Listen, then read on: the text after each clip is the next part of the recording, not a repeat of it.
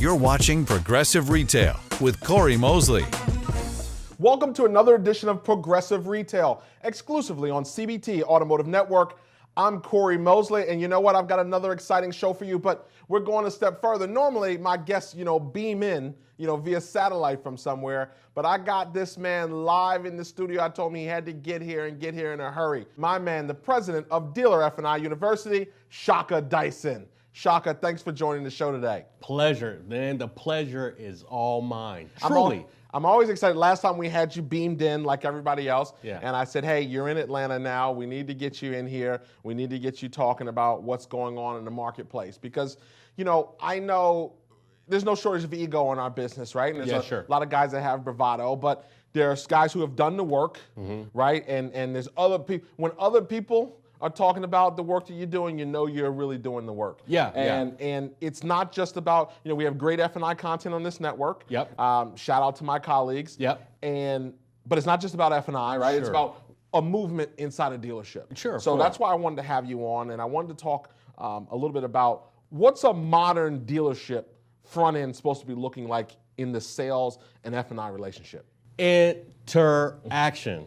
I mean, it's just one word, interaction. The problem is that, like you said, the days of old, the thought of old is that you have a sales department who operates by themselves. They're self-efficient. They do what they do, and they don't know what the F&I department does. The F&I department stays huddled in the back. They stay huddled back there in the cave, and there's a big disconnect with the two specific departments. But what really should happen is in a modern dealership, I call it the F&I dealership really, because the whole idea behind an F&I department is having an F&I dealership and really truly getting all of everything that the F&I department has to bring to the table is really making that F&I department self-sufficient, so much so that the front end can rely and lean on and depend on that F&I department. And the problem is with what you're talking about is that in many stores, all too many stores, it's the opposite. The F&I department is leaning on the sales department and on the sales desk for help. The F&I department has got to be the one that's driving revenue so that the sales department can drive sales. Okay. Right? That's how you build the bridge between the F&I department and the sales department, when you really have that F&I department taking an active role and being an active participant in the sales department's development. So dealers always looking to cut expenses, right? In fact, it's getting more and more expensive to sell a car. Even if you're switching to digital and you're going all digital, some of the things you have to do, the dealer selling 200, that it sold 200 for 10 years, is spending more money to sell the same 200. So they're looking for ways to cut expenses. What do you say to people that are thinking about this idea of an integrated dealership where, why don't I have my salespeople, we get them cross-trained, and my salespeople are going to work their customers, sell their deals, and spend the paper and do the F&I. Even if I lose a little bit on PVR, I'm still not paying a guy 180, 200 to run my F&I department. Yeah, but the whole idea. I can't imagine you're for this, but I want to ask. Well, but here's the deal, though. Here's the deal. The misconception is that a dealer pays an F&I manager, which is incorrect. An F&I manager pays an F&I manager. And the reason being is because we get paid a percentage off of the revenue that we produce. Okay. This is what we focus on back in our department. Okay. The F&I department is the most profitable square footage in a dealership. Period. 79 pennies of every dollar goes to the net profit of an F&I department. When you're talking about cutting out that department and handing those specialized responsibilities over to a staff that not only has an enormous amount of responsibility on their own of having to go out and eat up market share, follow up with customers, roll out the red carpet for customers, prospect, get deals, work deals, do test drives, do walker, all of this responsibility. And now you're going to hand over the most profitable square footage in the dealership. Now you're going to hand over that entire department's responsibility and put it on the sales department. See, it's not saving. You're not cutting expense at that time. You're costing yourself an enormous amount of money. But you have to agree, though, F&I today is not what it was back then. Correct. So, dealers are dealing with margin compression. There are F&I managers not making the same money. Sure. Now, the tactics have had to change. Transparency has had to change. CFBP, acronyms and people bearing down and wanting to audit deals and this Yeah, different sure. type of thing. So what's your advice for dealers that are dealing with greater margin compression in F&I and are looking for new profit centers in that department? The way to combat the F&I margins is skill set.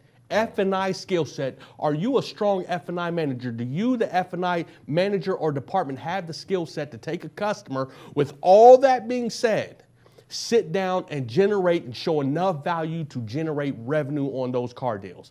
Period, point blank. Because listen to me, it doesn't matter whether it's back in the day or now, a service contract is a service contract is a service contract. Those haven't changed. They cover the car, do the same thing. So does a customer deserve to be covered? Absolutely. Does a customer have a misconception based on bad past experience and bad reputations of an F&I department? Absolutely. So therefore, we have to rely on the skill set of the finance manager to sell those products and cover that customer like that customer should be. Very well said. Very passionate about it too.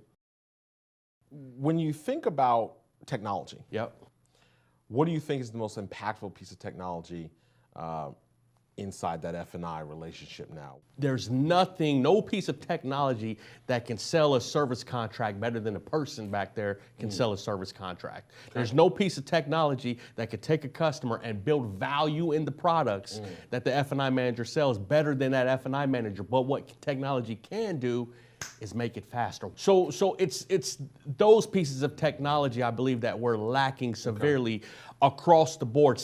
There's some pieces, there's some pieces of technology out there that some dealers have, but across the board, we should make it standard quo that we can make the delivery faster by through that way and leave the building of the value to the F&I manager. What's your opinion on cross training? Should a desk manager do a tour in the F&I department? Should a floor closer do a tour in the F&I department? 1,000%. Okay. 1,000%. Because do you think that changes perspective? I think it changes big time perspective and big time narrative, because your first question to me is about the disconnect between the front and the back. If there were tours, if the desk manager actually went back there and knew how to spin deals and maybe swapped for a month, then the perception would be different. And perception is reality, right? Sure. So I think I train it, I teach it, I speak it. So I definitely believe in it. Well, that's going to do it for another edition of Progressive Retail. As always, we're exclusively on the CBT Automotive Network. I'm Cory Mosley, and frankly, if you'd like to find out how we're helping dealers become more progressive and profitable, you need to visit us online at mosleyautomotive.com. Thank you for tuning in and sharing. This has been another edition of Progressive Retail with Cory Mosley. I'll see you next week. Thanks for watching Progressive Retail with Cory Mosley. This has been a JBF Business Media production.